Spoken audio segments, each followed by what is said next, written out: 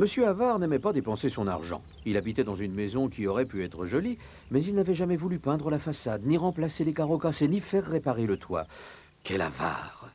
À l'intérieur, ce n'était pas mieux. Pas de tapis, pas de rideaux, pas de tableaux, pas de feu dans la cheminée. Monsieur Havard était si avare qu'il avait fabriqué lui-même ses meubles avec de vieux cajots de fruits. Mais il avait trouvé que les clous étaient hors de prix. Sais-tu ce que Monsieur Havard a offert à son frère l'an dernier à Noël? Un morceau de charbon. Pourtant, Monsieur Havard n'était pas pauvre. Au contraire, il était riche. Mais il était bien trop avare pour dépenser son argent. Ce jour-là, Monsieur Havard était assis dans sa triste cuisine et prenait un maigre repas. Tout à coup, on frappa à sa porte. Oh, zut! S'exclama Monsieur Havard. Zut de zut! Il ouvrit pourtant la porte. Sur le perron se tenait un magicien plutôt dodu. « Bonjour, Dit le magicien. je passais devant chez vous et je me suis permis de frapper car, voyez-vous, il fait si chaud que je meurs de soif. Alors j'ai pensé que peut-être vous auriez l'extrême bonté de m'offrir, si vous n'y voyez pas d'inconvénient, mon cher monsieur, oui, de m'offrir un verre d'eau. » Ce magicien était dodu et très bavard. Non! Répliqua sèchement Monsieur Havard, et il lui claqua la porte-monnaie. Monsieur Havard ne manquait pas d'argent, par contre, il manquait vraiment de cœur. Comment êtes-vous entré? Demanda Monsieur Havard. Tout simplement, Répondit le magicien. vous savez ou vous ne savez pas, il suffit d'un coup de... mais où l'ai-je mise? Ah, la voilà. Et donc je disais un petit coup de baguette magique et hop, me voici, si vous voyez ce que je veux dire. Vous ne devez pas être très riche, hein? Ajouta-t-il. Je suis très très pauvre. Mentit Monsieur Havard. Dans ce cas, je peux certainement vous aider. Le magicien voulut s'asseoir sur une caisse. Il tira la caisse, elle ne bougea pas. Il la tira plus fort, elle bougea, mais elle se renversa. Et toutes les pièces de Monsieur Havard s'éparpillèrent dans la cuisine. Tiens, tiens, S'exclama le magicien en regardant rouler les pièces. tiens. Oh, j'aurais dû m'en douter. Monsieur, vous n'êtes qu'un avare. Monsieur Havard ne l'entendit pas, tout occupé qu'il était à récupérer ses chères pièces. Monsieur Havard, vous méritez une bonne leçon. Le magicien agita sa baguette magique. Aussitôt, toutes les pièces furent changées en pommes de terre. Oui, en pommes de terre. Oh, pauvre de moi. Oh, mon argent, mon cher argent. Rendez-le-moi, rendez-moi mon cher argent. Oh. Peut-être, Répliqua le magicien. mais étant donné les circonstances et en regardant les choses en face, et de ce point de vue, peut-être pas. Cependant, si vous me jurez solennellement de ne plus jamais être avare, et si vous me promettez d'avoir bon cœur à l'avenir, je vous rendrai votre argent.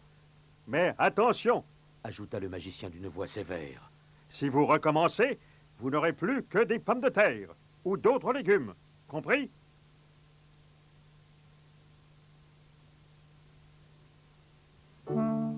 Le lendemain, Monsieur Havard se rendit en ville. À pied. Le bus coûtait trop cher pour lui. En chemin, il croisa une vieille dame chargée d'un énorme ballot de linge. « S'il vous plaît, mon brave monsieur, pourriez-vous m'aider? Demanda-t-elle. Ce sac est si lourd. » Non, Répliqua Monsieur Havard. c'est votre linge, pas le mien. À peine eut-il prononcé ces mots qu'il ressentit des picotements dans le nez.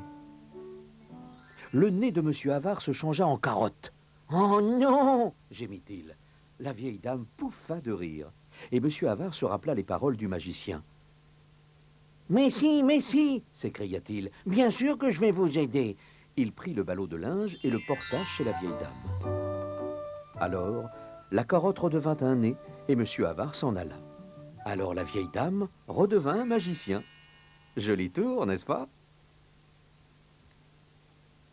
Un peu plus loin, Monsieur Havard passa devant le jardin d'une villa. Là, un vieux monsieur coupait du bois. « S'il vous plaît, jeune homme, auriez-vous l'extrême amabilité de bien vouloir m'aider à couper mon bois? » « Non, Répliqua Monsieur Havard. je n'ai pas de temps à perdre. » Et alors, tu devines la suite? Ses oreilles se changèrent en tomates. « Oh non !» Gémit-il. Le vieux monsieur pouffa de rire, et Monsieur Havard se rappela les paroles du magicien. Mais si, S'écria-t-il. bien sûr que je vais vous donner un coup de main. » Il coupa le bois du vieux monsieur jusqu'à la dernière bûche. Alors les tomates redevinrent des oreilles, et Monsieur Havard s'en alla.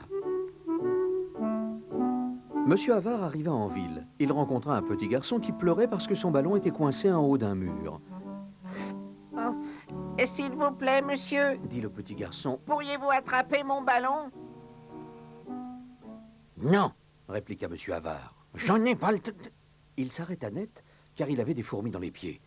Mais si, S'écria-t-il précipitamment, bien sûr que je vais t'aider. ce qu'il fit aussitôt. Puis il s'en alla. Le petit garçon cessa de pleurer et redevint un magicien, Ma méthode commence à porter ses fruits. dit-il. Monsieur Havard semble avoir un peu plus de cœur. Et si je ne me trompe pas, mais je me trompe rarement, je parie que bientôt, il ne sera plus avare. Le magicien avait raison. Maintenant, Monsieur Havard est presque transformé. Il n'entasse plus son argent dans une caisse dans sa cuisine. Il a tout dépensé pour repeindre et réparer sa maison. Elle est flambant neuve. Et même, il est devenu assez généreux. La preuve, à Noël, il a offert à son frère 2 morceaux de charbon.